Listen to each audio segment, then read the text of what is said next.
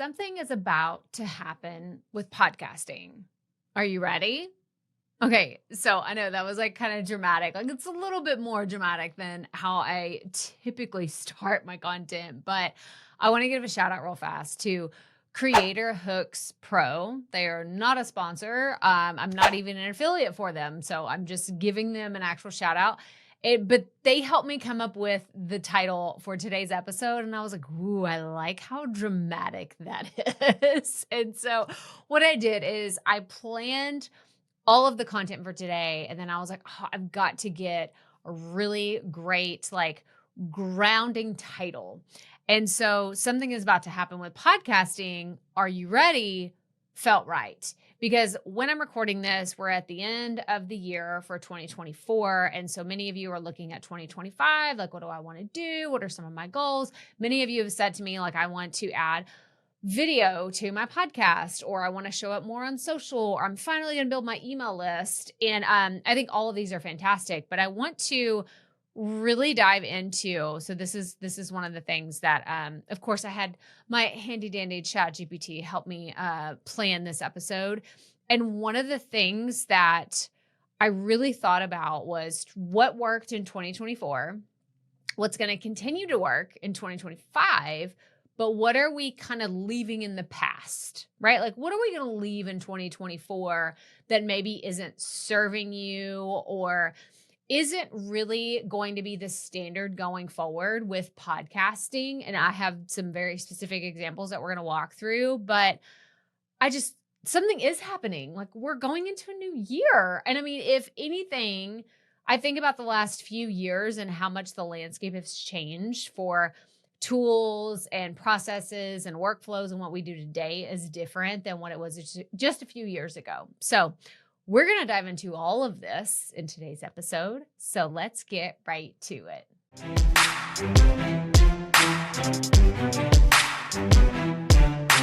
All right, welcome back to another episode of the Profit Podcast. I'm Crystal Profit, if we have not met, and I am so excited that you are here. So whether you are brand new to podcasting, content creation, or you've been around here for a while, you're like, yeah, Crystal, we know, like, you're a podcast coach, content strategist, you're our content therapist, helping us work on our relationship with our content. Like, these are all the things that I'm excited to do and own these titles and really share them with you, because it's what I'm most passionate about. And if you've been around here for a while, you know, you're like, Crystal really gets excited about all things content, which is why I hope you keep coming back.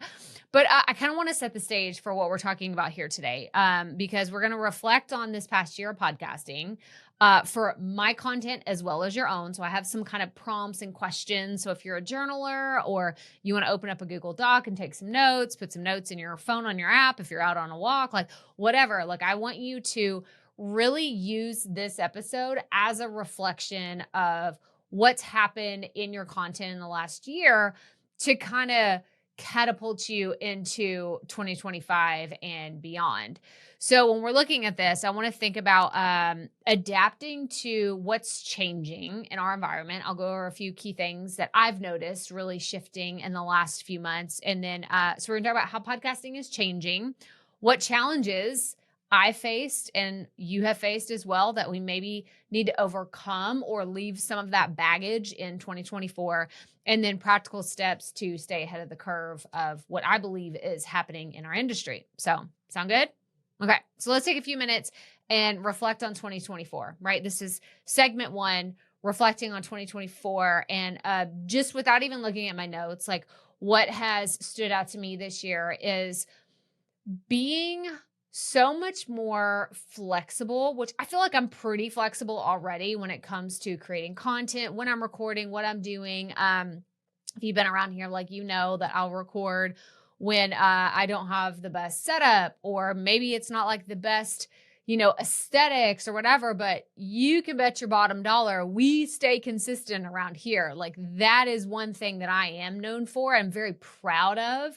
And so I'm just wanting to highlight that. It's like, man, I traveled to Boise this year. I traveled to New York this year. I had a few different trips where I was really out of pocket. And when I say out of pocket, like it wouldn't have even been able to, or I wouldn't have been able to really record on my phone because it was chaos when I was out of town. So either being flexible and recording on the go, which I did a little bit of that in Boise, or when I was in New York, I batched my little buns off before I went and made sure that we had content still delivered. And I'm so grateful that I did, because if I would have had to worry about any of that when I was chaperoning 140 kids, yes, I've never really gone into too much detail about why I went to New York earlier this year, but I was chaperoning. I was chaperoning my son's like orchestra field trip, and it was pure chaos to have that many kids around. I didn't get a lot of sleep while we were there because I was chaperoning. We're going to bed at like 11:30 and then getting up at 6:30. And I'm like, yo, I need my 8 hours of like really good sleep.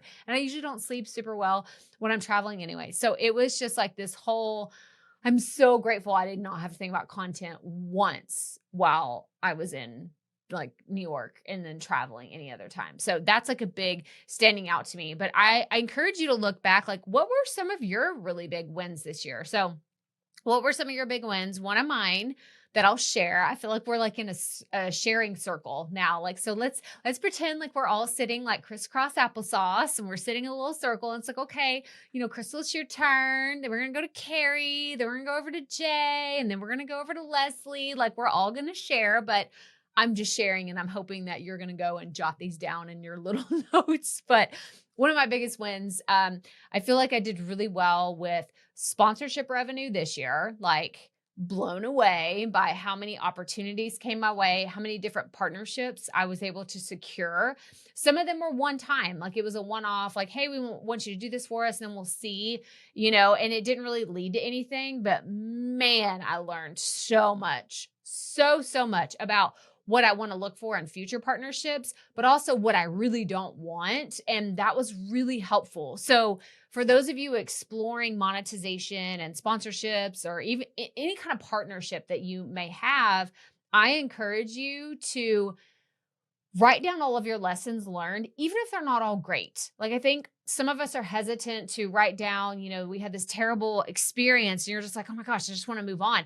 Write those things down. Like, take note of what worked, what didn't work, because then in the future, when you have those spidey senses of something's not working out again, you can know immediately. You're like, oh, I remember from this last partnership, like this is going to go south really fast, and you can either get out of it or make it really short, succinct. And it's like, okay, let's do this thing and then move on.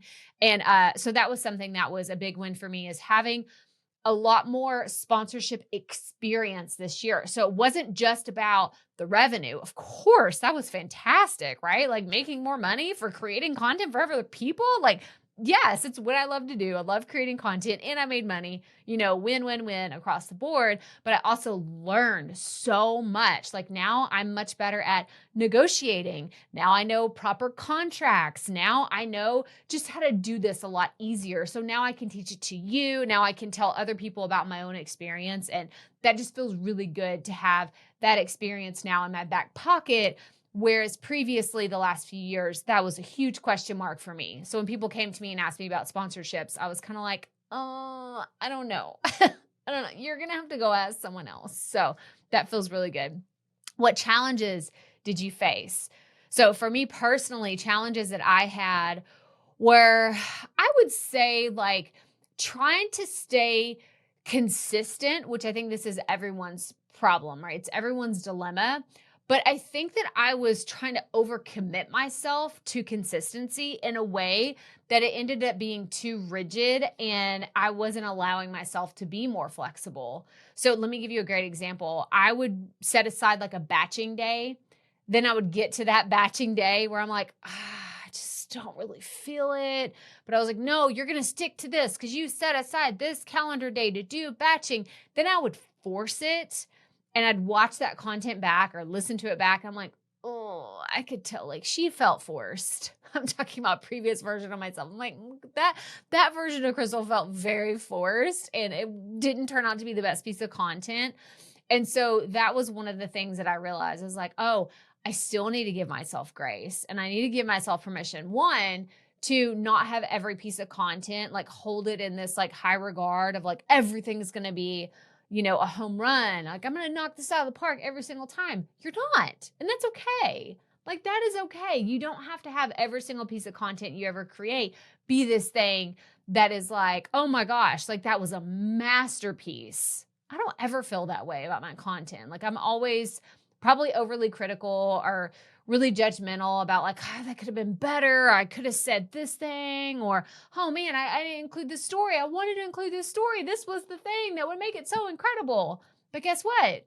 We get to show up again next week. And then the week after that, and the week after that, then the month after that, then the year after that. So I have the long game strategy in mind, and that's how I look at it. So even though consistency, or maybe trying to set aside like a rigid schedule and stick to it, it was a challenge. It was probably not the right goal for me to set for myself anyway. So kind of a double-edged sword on that one. But another challenge I did face, and I mentioned this earlier, is some of the sponsorship deals that I thought were going to be super lucrative fell absolutely flat. Like I got really excited about it. And maybe you've had this experience too, where you're like, you're talking with them and you're like, oh my gosh, this is the partnership I've been waiting for. It's going to be incredible. And then crickets. It ended up just, for whatever reason, we hit a dead end, and it was almost like I had to grieve that because I thought it was going to be like this recurring revenue, like this easy revenue that was going to be super simple for me to create the thing. It was going to be beneficial for them, beneficial for me, give us both lots of exposure, and then it didn't work. And I think it's okay to sit here and say like, oh, you have to grieve that sometimes. So, just kind of sit in it for a second and say, man, that really sucks. And then move on. And like I said earlier, learn from those mistakes, or learn from those, the partnership gone wrong or whatever, and just say, all right, instead of just saying that was wasted time, money, energy, and effort, I'm going to say, oh, I'm taking those lessons and moving them into the next partnerships or the next deals that we're going to have in the future. The other question is, did you hit your goals or struggle with consistency? So we already kind of talked about consistency, but I like the, just kind of frankness that I'm very, very clear and going to be very transparent with you about struggling with consistency, because it is the thing that I think everyone struggles with. You struggle with consistency. I'm not just talking about podcasting either. I'm talking about putting out your newsletter. I've had multiple friends come to me, like, friends that I've known for a long time, and they're just like, yo, I can't get my act together. I am trying to send my weekly newsletter and I just cannot do it. I don't know what it is. I haven't sent one in so long. I feel like I've ghosted my people and now I can't go back to them. And for those of you that are feeling this way right now, just know, start today, right? Like try again today. Make it be something that you're not holding this like guilt and shame and resentment of all these things that you didn't do in the past. It's like, well, what can you do today? What can you do today and really show up for yourself, show up for your audience in the way that's going to be more productive? And maybe that means not showing up how you used to show up, right? We talked about this episode's going to be about like what's happening with podcasting, what's changing. Like, what if you just made it simpler on yourself? I know this is where we're getting, like, we're in a therapy session. If you didn't already know this, like we are in a full-blown therapy session at this point, where I'm going to just offer to you, like, this is your permission slip. Make it easier. Make it easier. Make your content shorter if you need to make it shorter. Make it less frequent. If you're doing 2 episodes a week right now, what would it look like to do 1 episode a week? What would it look like, right? Or if you're doing every week right now, what would it look like to do 2 episodes a month for a short term? I mean, I don't know. I can't answer these questions for you, but I'm here to just ask those questions. Like if you're struggling with consistency or meeting your goals, then what does it look like to change them up just a little bit? Let me see. I'm looking at some of the personal anecdotes and examples of how podcasting has really shifted in 2024. And number one, increasing in video podcasting, right? Like we knew this was going to happen. One of my favorite podcasts that was just audio only for a long time, I listened to Armchair Expert with Dax Shepard and Monica Padman.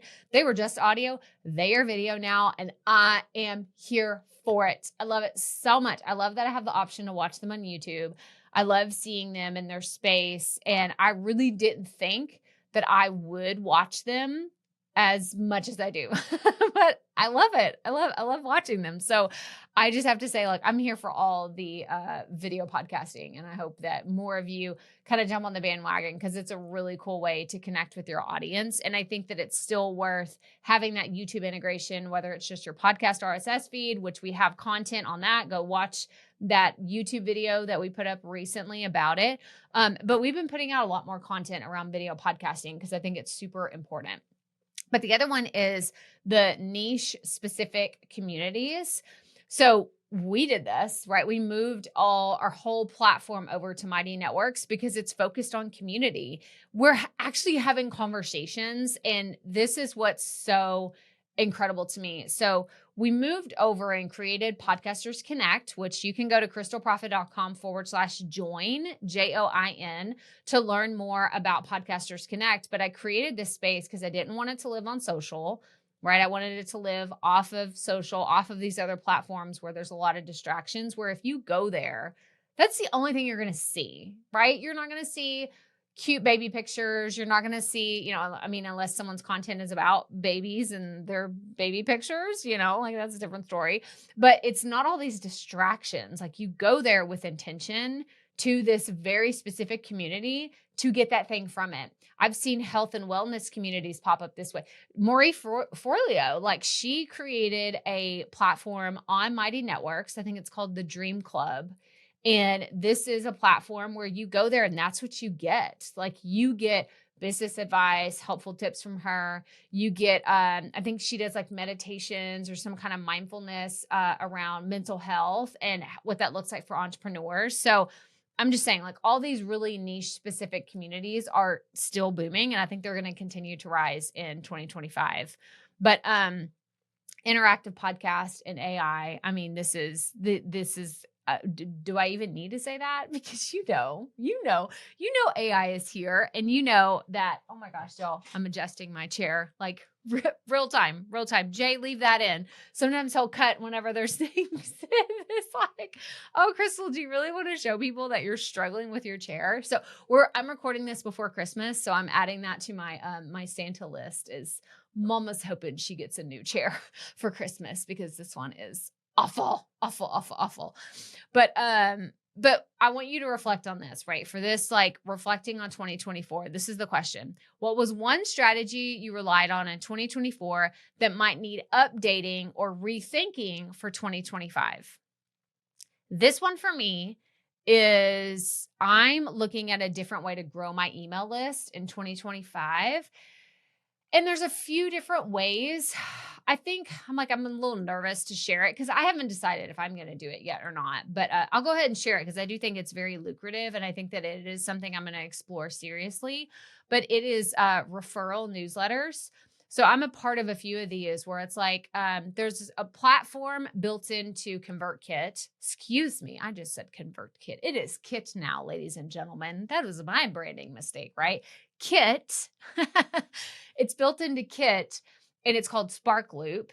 And what it is, it's a way for you to, at the very bottom of the page, and we'll put some, visuals up here, but at the bottom of the page, someone will have the option to share your newsletter with someone else. So if you are, a podcaster and you find my weekly newsletter, Content Therapy, helpful, then you could share it and then you get rewards for sharing it. And then if people subscribe, so it's a model that I've been toying around with. Like, I've been studying it, and I think that it could work really well. So TBD on that, but it's something that I'm looking at, what strategy you relied on 2024 that might need updating or rethinking. Y'all know I'm always talking about my email list. I can't shut up about email marketing, but I do want to rethink how it is, because for me personally, I don't think that the lead magnet, like, download this. I have tons of lead magnets. I have podcast boot camps. I have PDFs. I have, free workshops. I have all these things. And I think that having something that is in it for the community members and in it for people that that share could be really fun. So something I'm rethinking. So I'm sharing. We're in the circle share, right? The sharing is caring. And I wanted to share that with you. So I hope that you're reflecting on your own version of this, though, and you write some of those notes down. Okay? Promise? Deal? Okay. So the next segment is what's changing in podcasting for 2025. Trend number one, more visual content. We've already talked about video podcasting, but it's just something that is going to stay, right? Like clips on YouTube, clips on TikTok, clips on Instagram, like all of these things are going to continue to grow and expand. And then having audio first creators need to have some sort of visual strategy. So if you've only been creating audio only content, what is your visual strategy? It could still stay audio only, and then you share clips on YouTube Shorts or you share clips on, Instagram or whatever. But I think that having a visual component is going to continue to be something very, very important. The second trend is monetization is evolving. And man, I have seen this myself, right? Like, talk about the growing importance of memberships. We are talking about communities, then exclusive content and diversified income streams. So when I think about this, a few years ago, I would say my business makes money through courses. And then it was my business makes money through courses and services because then I offered coaching. Now, y'all, I mean, it's courses, it's services, it's affiliates, it's sponsorships, it's partnerships, collaborations. I mean, it's very like, I think of like the wheel, the spokes on a wheel. It's just still expanding. And I think it's something that if you only have one means of making money with your content today, explore what could that look like. Ask ChatGPT, like, this is my market, these are my people, these are the demographics, blah, blah, blah. Like, just keep drilling down until you get some of those ideas on what you could do to make more money. But monetization is going to continue to evolve. And I think that you should absolutely diversify what you're doing, because relying on one source of income would have really limited how much money I've been able to make in my business. So I'm very grateful that I didn't do that. And ad revenue is one of those things that I don't rely on it, right? I don't rely on specific podcast sponsorships where it's just audio only and I am reading a host read ad and I'm putting it out there. I don't rely on that for sure. For sure. It's not something that has ever been like, oh, that's the main part of my thing. If that is the main part of your business right now, is you have a very popular podcast and you're getting tens of thousands of downloads and you have ad revenue coming, just know that's likely going to continue to change in the future. And I would diversify the heck out of my portfolio if that's the only thing that you have going for you right now. So there's my little, sprinkling in little pieces of advice and tough love. But I think that you should absolutely consider that and consider how you can add another spoke to your, monetization wheel for your content.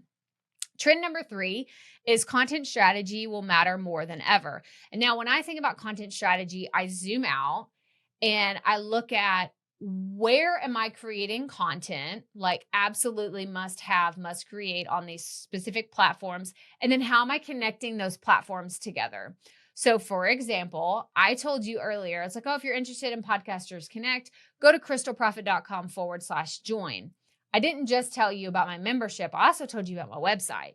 So I want everybody to go to my website at some point in their journey, head over to my website because I want you to get on my email list. Now, my email list is content therapy. So you should check out content therapy because in content therapy, I give you helpful tools and resources, whether it's affiliate partnerships, it is sponsorships sometimes, it's, Podcasters Connect spotlights. So we do member spotlights in there. I mean, I could keep going on and on and on about all these benefits, but did you see how I just like quickly ran through, like I'm fanning out the multiple opportunities for you to connect with me. And it's not just on this podcast. It's not just on YouTube. It is multiple different places because I know not everyone learns the same. We have blog posts, right? We'll link to the blog post that we have for this video if you're watching on YouTube, or this podcast episode if you're listening. Like, there's going to be a link out to the blog because I want to have as much opportunity as possible for you to be able to consume this content in the way that makes the most sense to you. And I think that you should have that same strategy as well. As you sit down and you think like, where are my people going to engage with me the most? And how can I make this as easy for them to consume this content, but also for them to say yes and, right? Have y'all heard this, right? Like the improv, like, okay, I need to do like a yes and. So you say yes, and I want to come join your membership. Yes, and I want to get on your email list. Yes, and I want to follow you on Instagram. Yes, and I mean, we could just keep going on and on and on. Yes, and I want to buy your product. Yes, and I want to go buy your book on Amazon. Like, I mean, we could just keep going, but that content strategy was set up very intentionally. And I think that if you haven't done this before, you need to sit down and reflect on all the different pieces of where you create content, how you show up online, and how you connect all these pieces together. Okay, so that was a long-winded one, but it's a really important one. And then the fourth trend is AI and technology will transform podcasting. So there have been tools in the last 12 months that have popped up that have editing, right? Podcast editing tools, podcast scripting, which again, I had ChatGPT help me with today's episode, and it was like chef's kiss, incredible. And then promotion, right? But it's also going to make everything more competitive because at the same time, like I can do this, you can do this, and the 50 other people in your niche can do the same thing. So how do we stand out? How do we make it to where it's not just all whitewashed across all of, content where it's like everyone sounds the same. Like it's just a blur of white noise. I don't even know who does this or who does that. Like this person says they're an expert, but what real, credit do they have? Like, where are their receipts? We need to see their receipts for what they have actually done. And so I have been speaking about this for a while since the conversation of AI has been there, but storytelling is going to be your friend, giving real stories, real examples, and having these pieces of your content that no one else can replicate. Like, what is your story? If that's the only thing you get from today, if you're like, I don't have a story, yes, you do. Yes, you do. You need to go and write down what your story is. That way you can tell it over and over and over again so people actually get it and they understand it. So, great example. My story is I started my podcast in 2018. I'd been a stay-at-home mom for a long time. We moved to Houston, and I was like, you know what? I want to do something that's just for me. I'd been writing for several years. I always say blogging unsuccessfully. And then I started my podcast. The podcast was called The Rookie Life, and it was about female entrepreneurs and all these incredible women that were in my life, blah, blah, blah, blah. And then people started asking me about, well, how are you creating this podcast? They didn't really care about the content I was creating. They were just like, oh my gosh, you started this podcast. How does that work? And I was like, well, I was having more fun on the side helping those people than I was actually creating my content. So that's when I made the switch and I said, oh, let me just start talking about creating content and what that can look like. And it's like we rode off into the sunset with that narrative. So since 2019, this content has been around podcasting, start, launch, market your podcast, creating with confidence. And this is my story, right? This is my story and what I bring to the table. I've now created multiple podcasts. I think I've started at least 5 or 6, and it's thousands and thousands and thousands of episodes later. We're here, right? We're here, and that's something that AI can't touch. It's my story. It's where I came from. So you go figure out what is your story. If you're not telling it, you need to start telling it. You need to start telling it in your content. You need people to know online. You need people to know on your email list, in your content, what your story is, because that's why they will follow you. Not because you gave them the 10 best recommendations for this and da da da da on that. Like, no, your story. They'll connect with you and how you deliver content. Okay, I'm gonna get off my soapbox for a second. Okay. Here we go. I'm off my soapbox. Okay. A step down. We're good to go. So the key takeaway for all of this is change is inevitable, but those who adapt will thrive. You will thrive in 2025 if you can adapt to what's happening. And we're going to talk about some of the other major changes, but the creators who lean into these shifts will set themselves up apart in 2025. Share your story. You want to be set apart? Share your story. Share your story, share your story, share your story. That should be the title of today's episode because it is the thing that I believe so passionately about. But let's prepare for the future. So the third and final segment, right? Preparing for the future looks like step number 1, audit your podcast, audit your content. What does that look like? Go listen to an episode. When was the last time you listened to an episode not from Buzzsprout or your podcast host? Go to YouTube and watch a whole video of what you created, or go to, Apple Podcasts, go to Spotify, go to somewhere where you don't typically hang out and consume your own content like you were your audience, and you will find things. You will find things. You will find that you said, oh, go check out this episode, link in the show notes. There's no link in the show notes, or it's a broken link. Like this happened to me earlier this week. I was like, oh, go check out the notes or the link in the show notes. And I went and clicked in the link and I was like, wait, that's a 404 page. That's not the right link in the show notes. So other people have experienced this as well. So go do a full audit of your content. The second one is setting intentional goals for 2025. And I don't want your goals to be about downloads. Ooh, if you already set this goal, we might want to scratch through it, erase it. I don't know, but don't let it just be about downloads. I'll say that, okay? Because I know some of you have very intentional goals. You're like, I want to get a sponsor. I want to do this. I got to get more downloads, blah, blah, blah. Okay, that's fine. But don't let your only goal around your content be around watch time, views, subscribers, people that follow me on Instagram, like all of these vanity metrics that may or may not contribute at all to the bottom line of your business and your content. I would rather you say, you know what, I'm going to get 25 testimonials in the first quarter of the year. That's an impressive goal. That's a really impressive goal. You're going to have conversations with all these people. You're going to document it. You're going to record it, like whatever. Like that is a very impressive goal to me. Or the first half, the first quarter seems like 25. I'm like, that's a lot of people. But the first half of 2025, that would be incredible. 25 and 25, like make that your goal. 25 reviews of your content or testimonials in 2025. I think that that's a pretty good goal.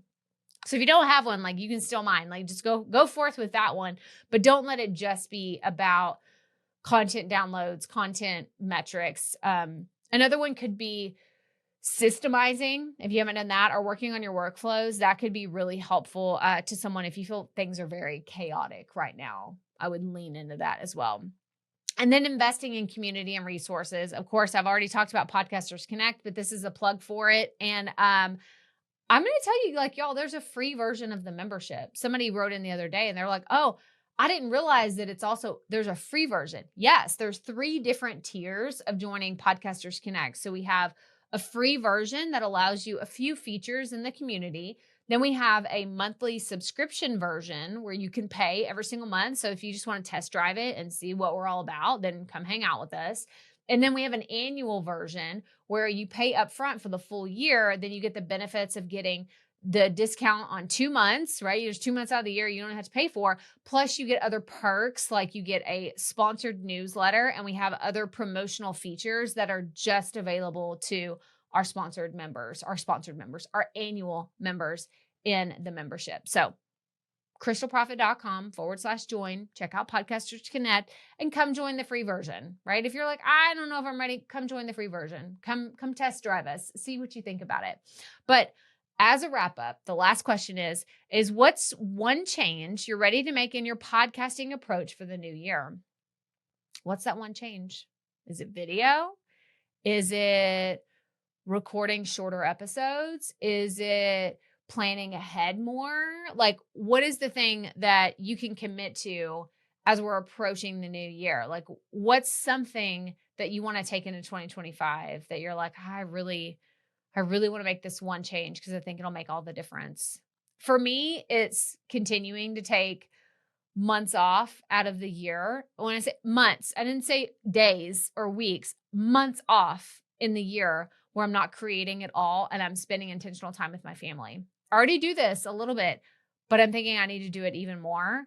Like January, February, those are okay. I think I'm going to take the whole month of March off. I'm going to take the whole month of June off. Not all of July, but a little bit of July. And then for sure November and December next year. That's a lot. Like that's 5 months out of next year where I won't be creating any content. So what does that mean? That means I got to be batching. It means I got to be planning. I got to be recording. Like I got to have my ducks in a row in order to make that happen. So that's one change that I'm willing to make. It's a sacrifice I'm willing to make to have more intentional time with my family. But Anyway, that's for you. I want you to go reflect. I want you to think about all of these things. And if you feel so moved to, I would love to hear some of your goals, some of your dreams, some of your wishes about 2025 and what you're doing with your content. So leave us a comment if you're watching on YouTube. If you're listening on the audio only version, go like scroll all the way up to the top where it says send Crystal a text message and tell me, send us a fan mail. We'll give you a fan mail shout out. Make sure you include the name of your podcast or the name of your content as well as your name, because I love reading those and they're so special. But that's all I have for you today. So make sure you are following or subscribed wherever you're listening and watching today. And as always, remember, keep it up. We all have to start somewhere.